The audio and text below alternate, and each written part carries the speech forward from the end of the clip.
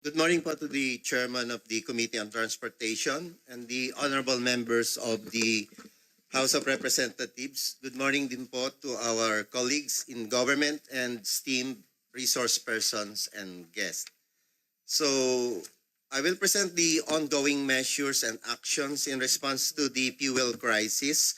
For the transportation sector, there are two important programs which are being implemented, slide 2 please, by the Department of Transportation to mitigate the effects of the fuel prices.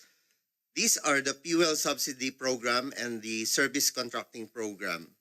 The fuel subsidy, known also as the Pantawid Pasada program, is a non-infrastructure project which aims to provide financial assistance, fuel vouchers to qualified public utility vehicle, taxi, tricycle, and full-time ride-hailing and delivery services drivers nationwide as identified and validated by the Land Transportation and Franchising Regulatory Board or LTFRB. The grant of the subsidy to the intended beneficiaries by the DOTR shall be subject to the issuance by the Department of Energy of a certification that the actual average price for one calendar month of Dubai crude oil based on mean of Platts Singapore per barrel has reached $80 US dollars. On the other hand, the service contracting of PUV program, also referred to as service contracting program, was first introduced as a program to mitigate the effects of the COVID-19 pandemic. There are two types of contracts that may be availed under the program to ensure fair compensation for the services rendered by the contractor and at the same time raise the level of service of the modes of public transportation.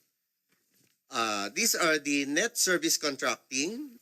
This scheme involves paying transport operators on a per kilometer basis for completed trips while also allowing them to collect fares from passengers. And the other one is the gross service contracting, also known as the Libreng Sakay program. A scheme involves paying transport operators on a per kilometer basis for completed trips but at a higher rate than the net service contracting program as this operates as a pre-ride or libreng sakay service and no fares are collected from the passengers. So, next slide po. Under the 2025 Government General Appropriations Act, the amount of 2.5 billion has already been released to the DOTR Office of the Secretary through the what we call the General Appropriations Act as the allotment order. Said funds were transferred to the DOTR LTFRB per Memorandum of Agreement on dated March 12, 2026. As of April 21, 2026, per agency submitted physical accomplishment report, the DOTR LTFRB has already provided fuel subsidy to 257,104 beneficiaries. 186,000 of that number, 186,065 operators and 68,039 drivers in the total amount of 1,182,531,000 pesos.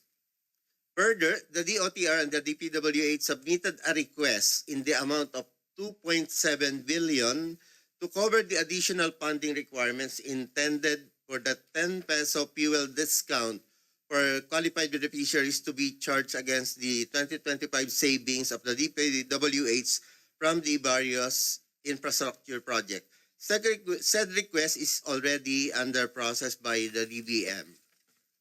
So the next slide po, the service contracting program has 1 billion provision under the 2026 General Appropriations Act, which was already released to the Department of Transportation on April 1, 2026 per approval of the Office of the President on March 30, 2026. Coordination with the agency, the implementation of the said program started on April 15, 2026 for land-based public utility vehicles, while the implementation of maritime passenger transport services will follow once the MOA with Marina have been approved. Further, the DOTR OSAC submitted a request for additional funding of 5 billion pesos to cover the additional funding requirement for the service contracting program to be charged from any available funding sources, and is also currently being processed by the DBM. So thank you very much for that's all from the DBM side.